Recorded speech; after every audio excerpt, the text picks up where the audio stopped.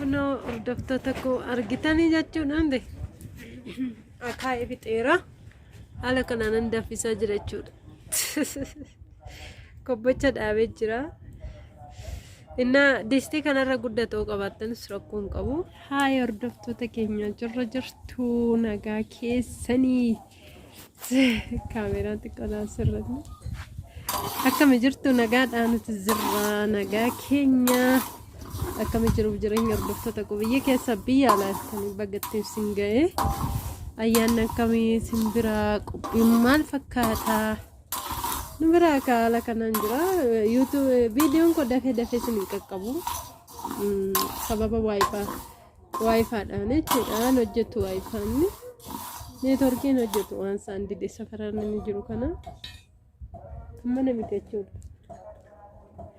Inni har'a maalaan hojjedha seetanii kennettoo yookiin finiteerii yookiin qariiboo jedhamamte maqaa adda addaa qaba. Na isa naquudhaafanii ashaaraa jira jechuudha. Garbuu miilana garuu yeroo kan zimmi jedheen daaksisee tanan dafa dibdifuma saayyoo miilana garuu nan affeela jedheetan jechuudha. Inni affeelamu marii fida'ani. Hundumayyuu ilaaluun bareedduudha mitiire. Inna miilan ammoo isan ilaala jechuudha. Nan affeela. Bishaan qopheeffadheen jira. Isinittan agarsiisa. Haala kanaan qophii ayyaanarra jirra jechuudha. Kan kanarraa naaf immoo bunas danfisaan jira. Viidiyoo walumattaan isinii wannoo ta'a. Ta'ee qobaattaan isinii godhata hin beeku. Inna haala kanaan kun ashaaraan jira argitanii finiteerii naquudhaa fi bishaan qopheesseen jira xiqqoo naan gurraachofne jechuudha. Ani immoo isinitti mul'adhu harri na ajjeesaa jira. Ani fooliin ashaaroyyuu sirrii miti jedhu anaaf jechuudha. Gara hunkootti kan ashaaraa jira caaltummaa na danfisaa jirti.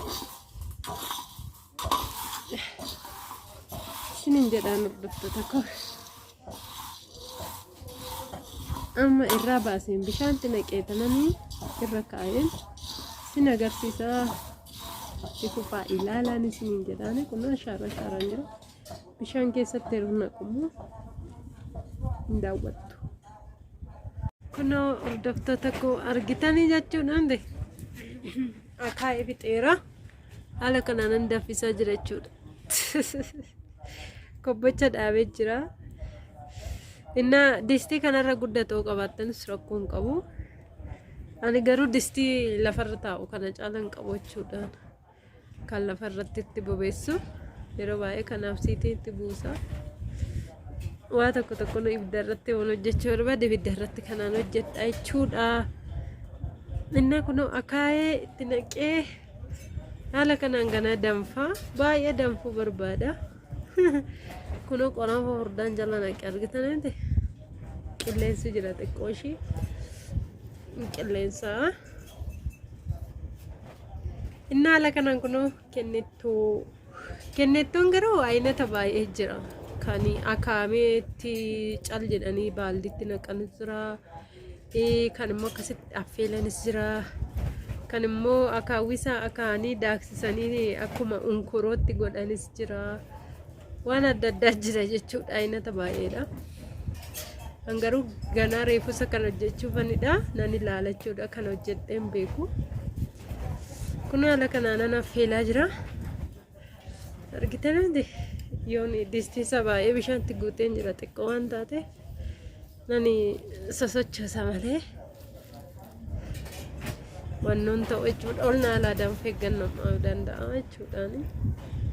Akkana isiniin jennaa hordoftoota keenyaa ayyaana gaarii isiniif haa ta'u. Si warri biyya Arabaa jirtunis naqattanii dhuguu dandeessu isiniin jedhaan ishee. Kun haala kanaan amma yeroo danfe sukkaara xiqqoo fi irshoon sitti nama jedhan garuu beeku naman gaafadhu hojjedheen beeku kana internet irraa immoo akkan ilaaletti garuu niitii wayii kan hojjettee argee irshootti naqne zimmettee sukkaara bichatti gootee dhiifte nama biraa immoo yeroon gaafadhu irshoo sitti gootaa naan jedhani jechuudha irshoon sitti godhama jechuudha irshoof sukkaara xiqqootti godhan akka danfuuf isheen sun garuu ittiin goone ijaaf filameef irshoon barbaadu jettee zimmettee hojjette namni muwaansa adda adda garuu garaa garii hundiyyuu jechuudhaan kana siniin jedhaan hordoftoota koo like share naaf godhaa ishee